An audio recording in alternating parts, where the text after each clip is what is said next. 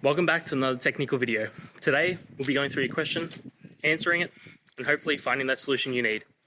Guys, remember to stay just a little bit crazy, just like me, and work through to that resolution. Now, let's get started.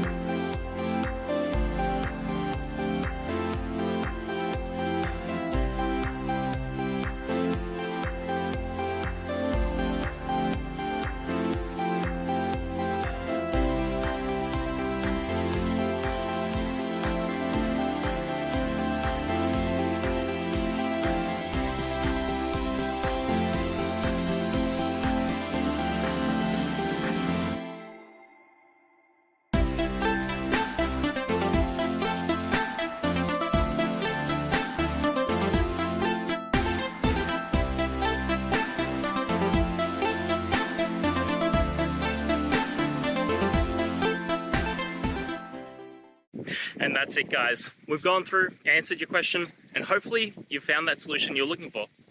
Guys, if you did, please hit subscribe. I'd really appreciate it. And until next time, you need technical help, I'll see ya. Have a good one.